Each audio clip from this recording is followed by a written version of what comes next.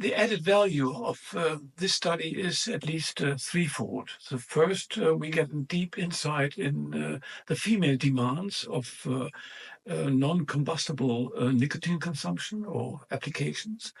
That's very important. It hasn't been done before, so we get a deep insight in what are the differences in the consumption patterns and the demands between men and women. And that shows us that this strategy of one size fits all does not work. So we need to look at both demands separately, and then we come to deeper insights.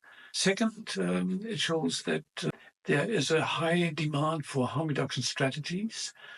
So women were not choosing vapes, they were not choosing tobacco snus, they were choosing tobacco heater, they were choosing nicotine pouches, which is for them the most discreetly way of application. Nobody sees it as a problem, it does not smell, it's very discreetly a way of nicotine consumption, and that's very important. And third, it's a big alarm signal to Europe with the average smoking rate far higher than the Swedish 5% rate. So it's a big, let's say, challenge for the rest of Europe to look after, let's say, a differentiation of their anti-smoking strategies. And we can learn a lot from Sweden based on the study. So harm reduction, and especially tobacco harm reduction, is quite a new field, although the approach of harm reduction is quite old. It's more than 40 years old. It has been developed and initiated during the HIV and AIDS crisis for opiate users who could not stop from one day to the other with their opiate and heroin use. So we invented clean needles and syringes, methadone programs, and many other strategies, which were helpful in the end. Just a few figures that the share of opiate users among the new case of HIV is below 10%, so which is being, let's say, seen as a big success compared to other countries where no needle exchange programs are submitted and no needles are being provided and no methadone programs like in Russia are being provided.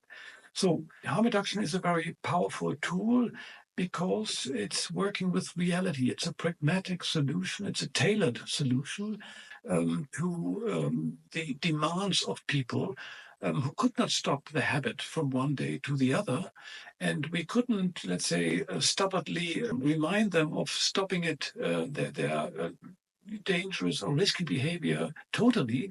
So we at least submitted them, provided them with material and tools to avoid, let's say, existential problems, health problems like an infection or any other injury or any other health deterioration.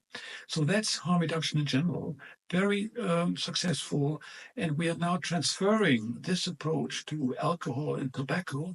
And in the name of, in the term of tobacco harm reduction, we are trying, let's say, to give an answer to those people who cannot stop nicotine consumption or tobacco consumption from one day to the other. And the basic problem is whether we're taking two steps in one. So taking away tobacco, combustible cigarette use, and nicotine consumption in one step, or are these two steps? And I would strongly, let's say, go for two steps. The nicotine consumption via combustible cigarettes is the worst and the most dangerous and the most health risky way of the uptake of nicotine.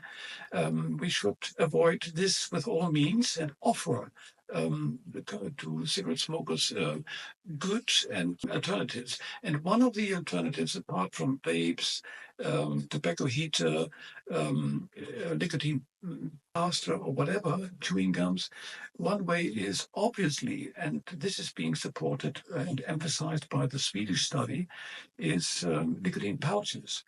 And at the same time, harm reduction should be made gender specific.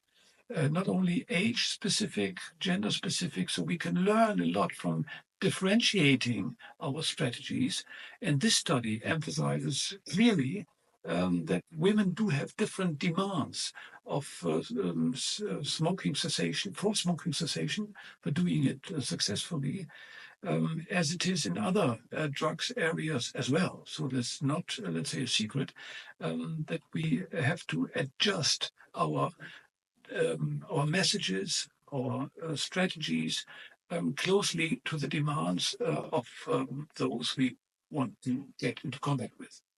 And this has never been done in Germany as well. So it's, to my knowledge, the first in-depth analysis of the specific demands of smoking cessation of women.